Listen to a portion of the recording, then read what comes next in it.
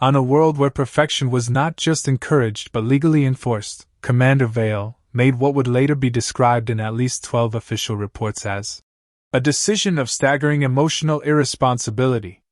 She fell in love with a human. The planet Aurelian had been engineered for order. Its cities spiraled upward in mathematically pleasing symmetry, transportation ran precisely 0.3 seconds ahead of schedule, and even the weather obeyed atmospheric algorithms that ensured no citizen was ever inconvenienced by unexpected rain. Aurelians believed unpredictability was the root of nearly every historical disaster. And humans, unfortunately, were unpredictability given bones and caffeine. The first advisory about humans had circulated decades earlier when the Galactic Alliance allowed a small engineering exchange program. The document was updated 17 times after the first month. Humans pact bond with non-sentient machinery. Humans override safety protocols if they believe it is probably fine. Humans display alarming enthusiasm toward explosives, competitions, and something called hot sauce. One infamous report detailed how a human mechanic had befriended a siege crawler, an armored beast bred for battlefield intimidation, and taught it to roll over for treats. Another human had converted a decommissioned weapons platform into a recreational grilling station during a diplomatic summit. Delegates were initially horrified until they tasted what the human called burgers, after which several treaties were signed suspiciously quickly. Commander Vale had read every report. She had agreed with every warning. She had absolutely not intended to fall for one. Eli Mercer arrived on Aurelian like most humans did, late, smiling, and carrying entirely too many bags for someone assigned to a 6-month infrastructure contract. Within 48 hours he had reorganized an entire repair bay, renamed 3 maintenance drones, and convinced a group of deeply reserved technicians to participate in something called Casual Friday, which no one fully understood but somehow involved brighter uniforms and improved morale. Vale noticed him first because he ignored her rank. Not disrespectfully. Simply, naturally. Where others stiffened when she entered a room, Eli waved with grease on his cheek and continued explaining why the station's energy grid could run 22% more efficiently if someone would just let it breathe a little. Machines did not breathe. Systems did not, like anything. Yet disturbingly, after his modifications, the grid performed exactly as promised. Their first real conversation happened during a late-cycle emergency when a thermal regulator threatened to shut down half the orbital dock. Vale arrived prepared for procedural coordination. She found Eli halfway inside a maintenance shaft humming cheerfully. "You are not authorized to be in there," she informed him. "I am now," he replied. "Unless you'd prefer the dock to freeze. In which case I can climb out, and we can both stare at the problem together." It was not how anyone spoke to a commanding officer. And yet, she almost found it amusing. Almost. Over the next weeks their paths crossed with suspicious frequency. Eli possessed a rare talent for treating problems as puzzles rather than threats, and even rarer, he treated her not as an intimidating symbol but as a person whose opinions he genuinely wanted. He asked questions no one had ever asked her. What made her choose the military? Did she enjoy command, or simply excel at it? When was the last time she had taken a day off? The last question had required an embarrassingly long pause. Humor, she discovered, was disarming. Humans deployed it constantly, against stress, against hierarchy, sometimes against common sense itself. Eli once compared a high-ranking admiral to an angry geometric sculpture.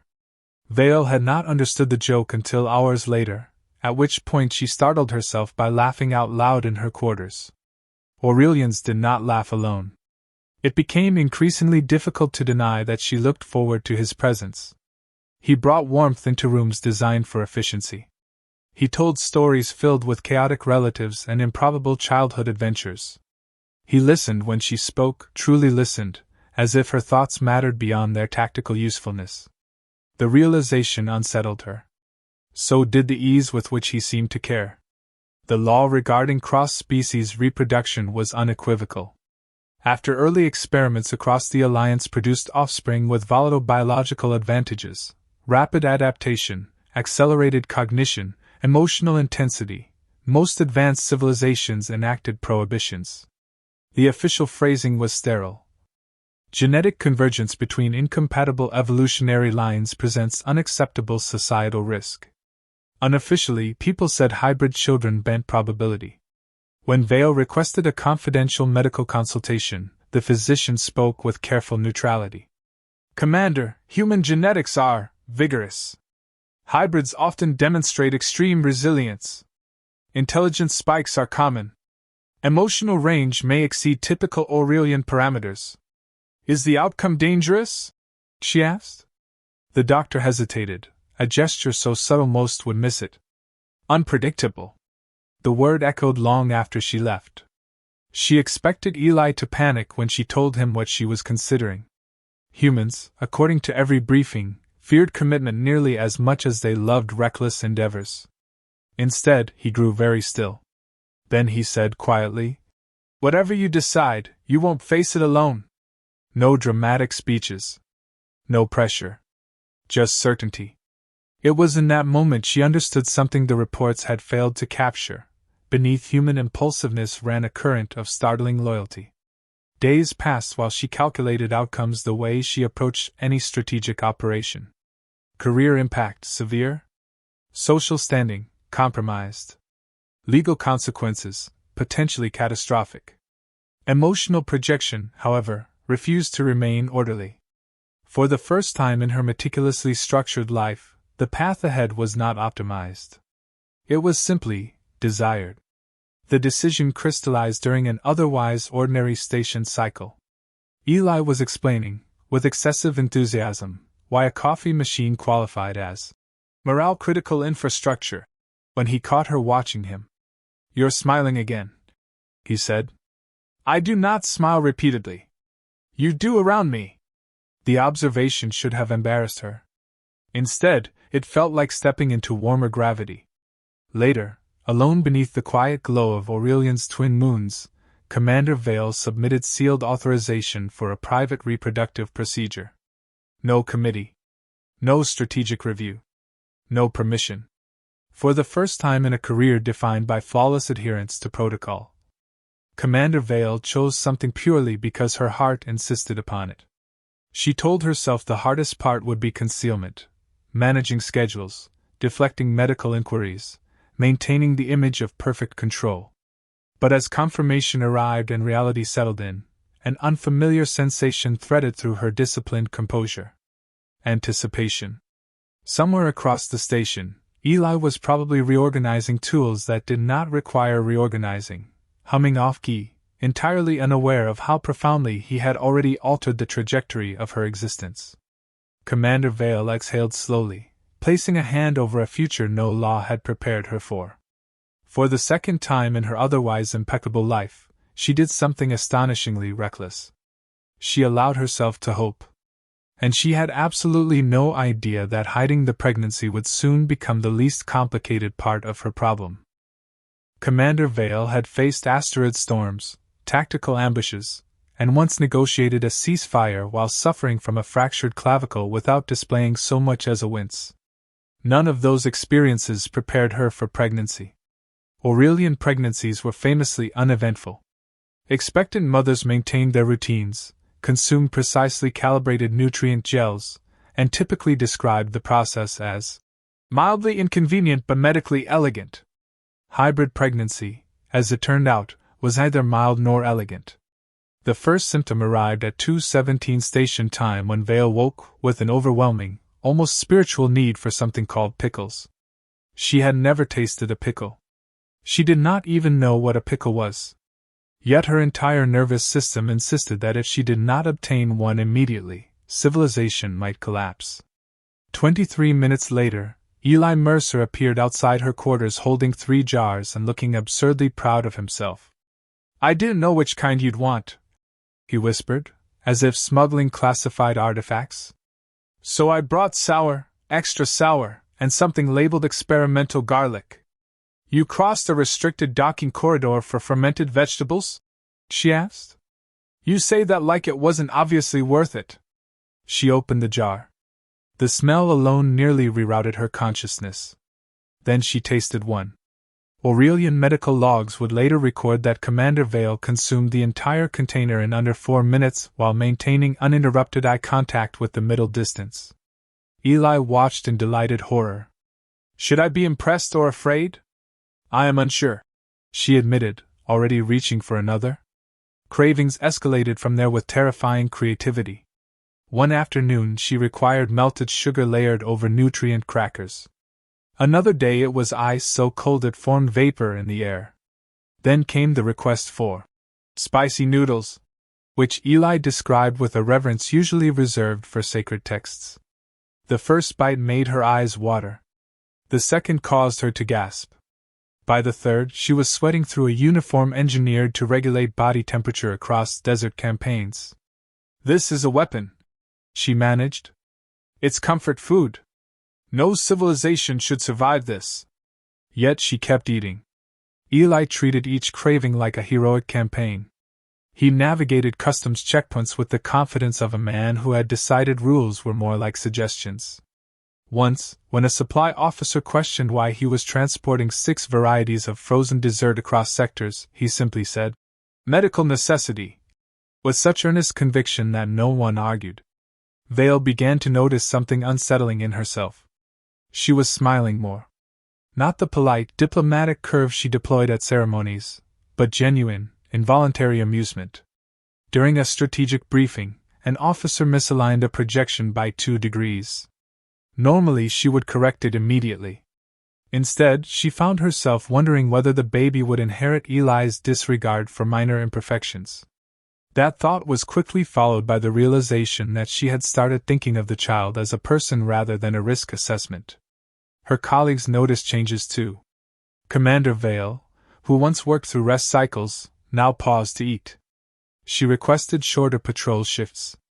She even laughed, quietly but audibly, when a junior pilot described turbulence as aggressively unfriendly.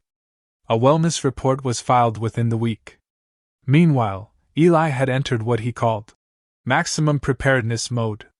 He read 47 parenting manuals from across the Alliance, each contradicting the last.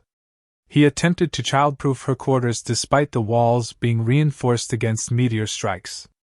Corners, he explained, patting the edge of an immovable console. A child capable of denting that surface will not be deterred by foam. Let me have optimism. He assembled a sleep pod that hummed lullabies, reorganized storage for hypothetical toy placement, and tried, unsuccessfully, to install a mobile above-a-gravity stabilizer. You are preparing for variables years in advance, she observed.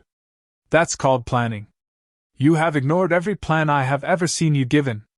That was before I was planning for someone important. The statement lingered between them, warm and steady. Despite the humor, fear threaded quietly through her thoughts.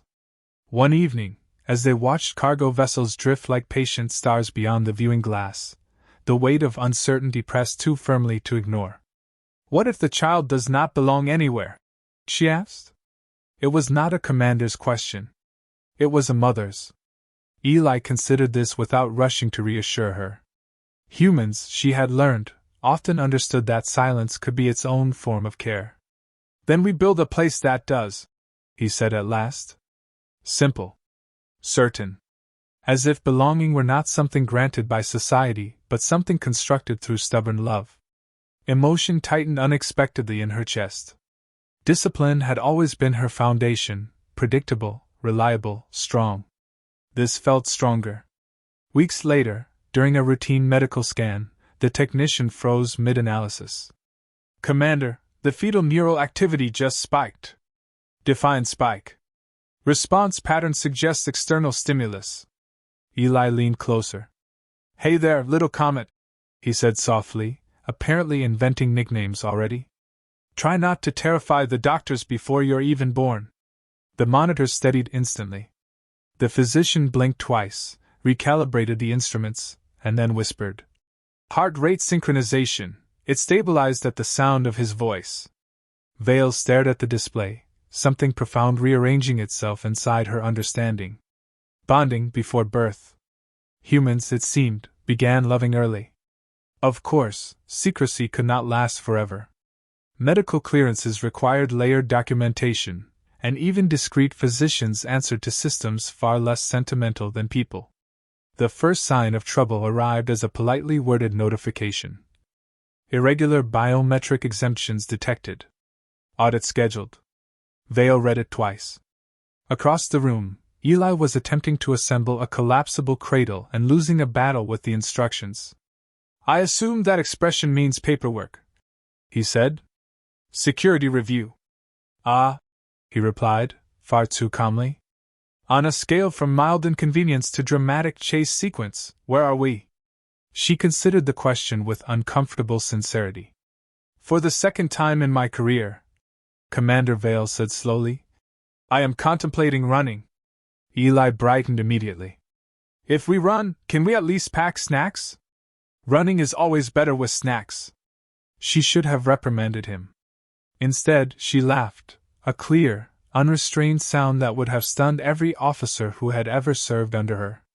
Outside, Aurelian remained perfectly ordered, blissfully unaware that within its immaculate systems grew a child already bending expectations. And as Commander Vale rested a hand over the subtle promise of new life, one realization settled with undeniable clarity. Humans were not merely high maintenance. They were dangerously, irresistibly worth it. The birth was neither elegant nor understated. In Aurelian terms, it was a minor upheaval, an event that caused at least 3 medical protocols to spontaneously declare redundancy and forced Eli Mercer to improvise a solution he described later as a victory against gravity, bureaucracy, and common sense. The moment the child emerged, Vale felt something she had not anticipated. Relief? Yes. Pride? Certainly. But more than anything, it was a profound awareness that her perfectly ordered life had just become spectacularly unpredictable. The baby opened its eyes, and for an instant, the entire medical team held their collective breath. The neon blue irises tracked movement with impossible precision, fingers curled instinctively around any available object, and the first laugh, a tiny, resonant, and undeniably human sound, elicited stifled chuckles from the most disciplined personnel. Vale, exhausted beyond measure, found herself staring at the infant as if it were a living puzzle designed to challenge every expectation she had ever held. The child's grip on Eli's finger was firm, as though it understood instinctively that this was safety incarnate. Scientists murmured quietly to each other, running rapid tests, yet the baby merely cooed, blinked, and occasionally sneezed in defiance of predicted biological norms. Word traveled fast. What began as a discreet medical event transformed within hours into a minor station spectacle. Security officers attempted to maintain order but failed utterly, partly due to the baby's charm and partly because even they were subject to an emotional resonance they didn't understand. A 2-ton transport droid was coaxed into gentle obedience by a small human cry, and a hover cart intended for sterilized samples ended up serving as a makeshift crib. The hybrid's abilities became apparent almost immediately. Unlike typical Aurelian infants, who required precisely controlled environments to prevent overstimulation, this child adapted seamlessly to every change. Temperatures fluctuated. Gravity fields adjusted. Alien nurses switched shifts mid-task. Nothing fazed it. When exposed to low-level radiation for routine monitoring, the infant seemed mildly amused. When a senior officer attempted a formal inspection, the child cooed, extended tiny hands, and elicited an uncontrollable grin from someone who had spent decades enforcing discipline.